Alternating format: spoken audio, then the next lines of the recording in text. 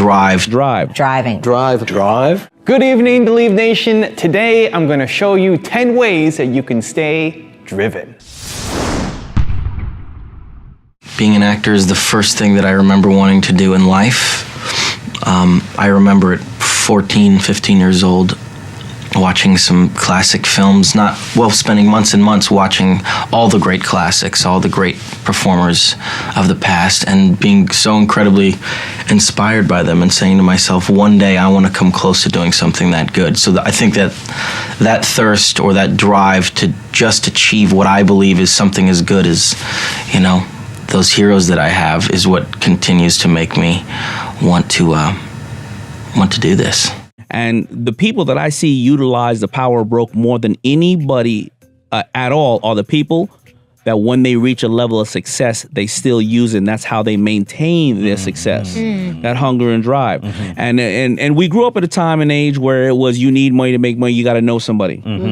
Well, I mean, look at me. Look at half this room. I grew up, African-American, short, dyslexic, got left back one time, almost got left back a second time, can't dribble a basketball, can't sing, can't draw, didn't know anybody, didn't go to college.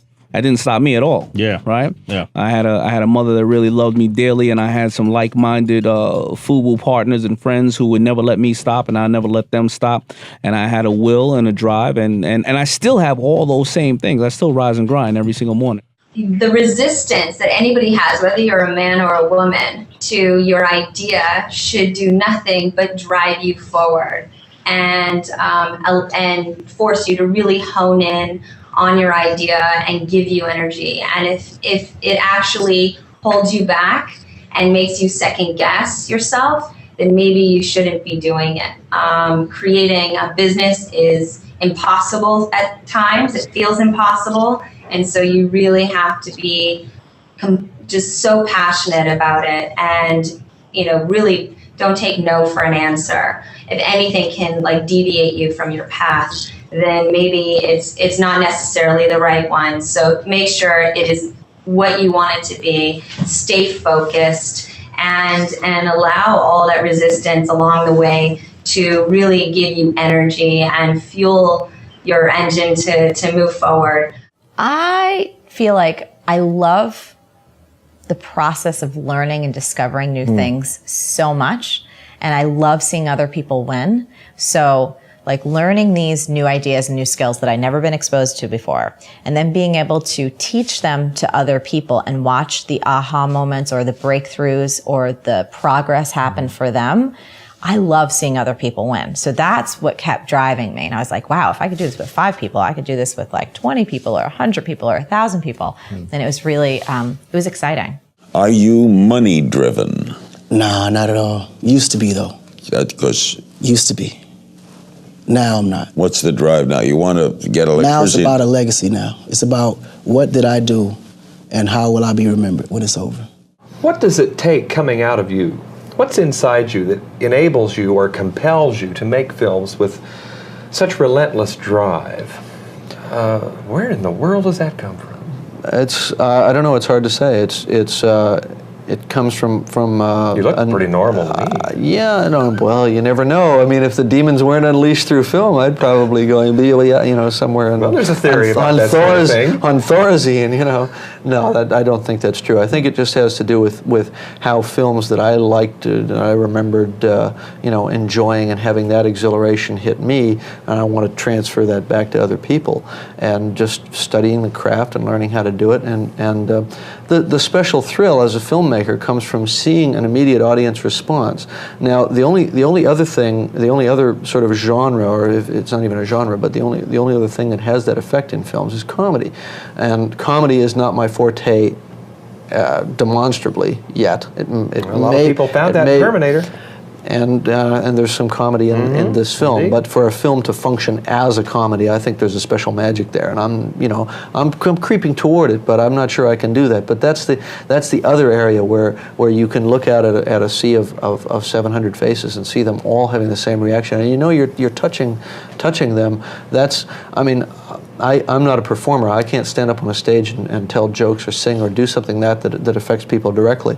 The closest thing for me is being able to sit in a theater and watch a reaction to something that I've put up on the screen. So it's at one remove, but it's the same sort of feeling. That's where the drive and the desire to do that comes from. Do you think in order to succeed, not just in the fashion business, but just to succeed generally, is it talent or hard work?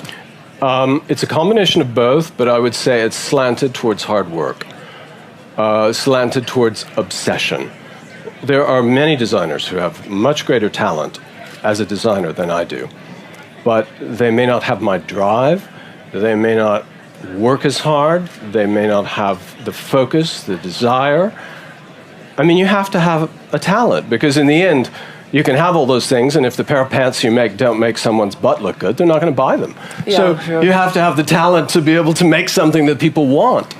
But then you also have to have the drive and the desire to, sometimes people are successful because maybe they don't have that drive, but they have someone around them who takes their raw talent and pushes them. But what you often see is when that other person steps away, their career can collapse, even though their talent may be immense. You said that in trying to find a character, you look for what comes out of the eyes. I think I meant that in connection to working. I don't feel like I exist until I'm with someone else. Yeah. How important is listening? It's everything, and it's where you learn everything. And I always think of acting.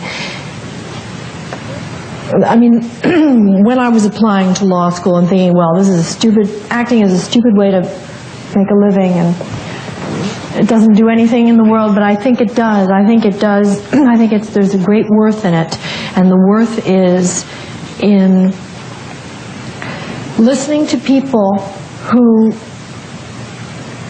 maybe don't even exist, or who are voices in your past, and through you come through the work and you give them to other people. And I think that giving voice to characters that have no other voice is that's the great worth of what we do. Because so much of acting is vanity. So much of this is, this feels so great to come out here and sit here and have everybody clap. But the real thing that makes me feel so good is when I know I've said something for a soul. I've presented a soul. For me, helping a child get health care whose insurance company has denied his parents the right to get the treatment that their doctors say he needs is incredibly important. And it kind of keeps me going, because sometimes the bureaucracy and the political back and forth prevents positive things from happening. But if you can even help one person, it feels like it's worthwhile. How did you make this perseverance to push through all of this? I don't know, man. I just did. People, man, my grandma is one of the biggest inspirations. My mom, my desire to want to give everybody around me a better life, the desire to want to live a better life, man. That's my whole motivation, man, coming from Detroit City. People don't make it out the west side of Detroit. Thank you guys so much for watching. I'd love to know what you thought of the clips. Which one was your favorite? What impact is it gonna have on your life, on your business? Leave it in the comments below and I'll join in the discussion. Thank you again for watching. Continue to believe, and I'll see you soon.